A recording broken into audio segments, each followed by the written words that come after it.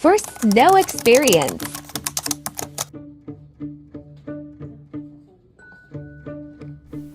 Hello people! So, kumusta mo din ha? By the way, gusto lang ako ni i-share ang akong experience.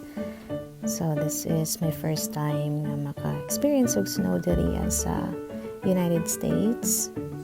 And I'm actually here sa Canton, Ohio.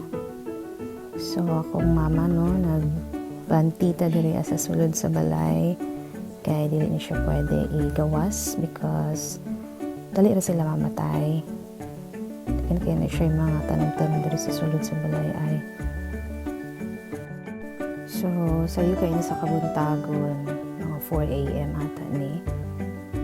And ako mother, grabe, kay kabisi. Kasi makaingon mo ha, wala na ko siya gitabangan. Siyempre, di na ko siya gusto nga disturbohon sa iya mga gusto buhaton kay basig gustuton ko. So, this was 5 a.m. During ani nga time and nag-start na siya og snow.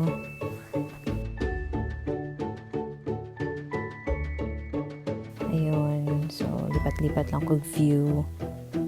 Naganda ay nangutana sa ako, people, kung kumusta ko diri or unsa po daw ko ang experience sa snow. So, mag-share lang ko gamay.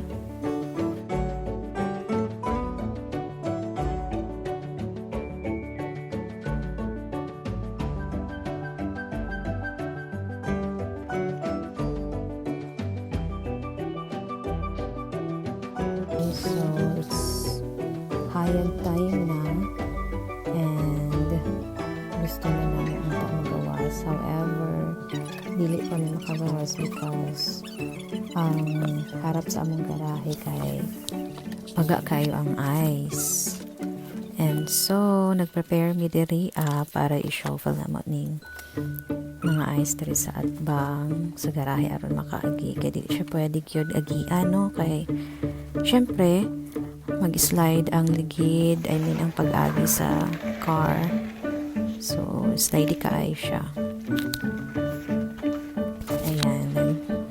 Gifeel lang yun ako ang snow ani. So, dili lalim no pag nakakadiri sa US.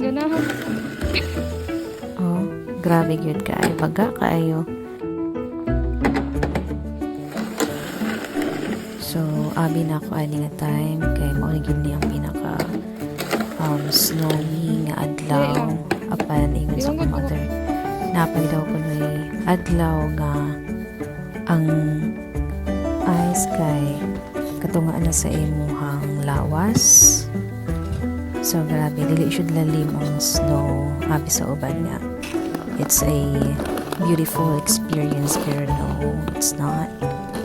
However, parang of course kay first time man, so exciting kaayo maghinlo sa mga ice or ipakilid ang mga ice.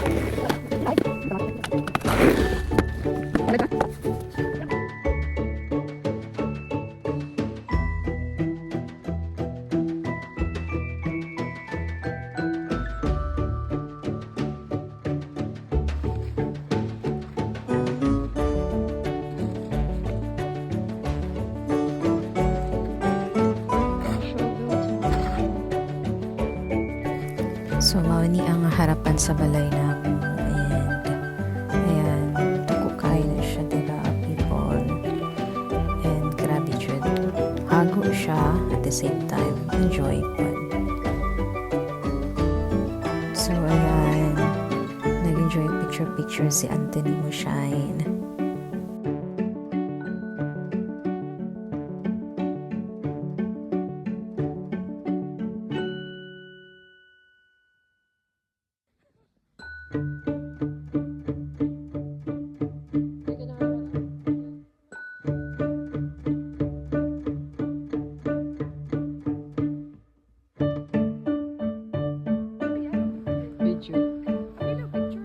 So, by the way, kani good nga pine tree.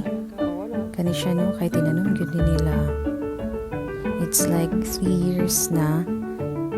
And mataas pa siya daw ni. Amazing kaayo. Tanawa si Anthony mo. Di ka balo mo kuan sa iyang pantaban sa ulo. Nakuveran pa ang naong.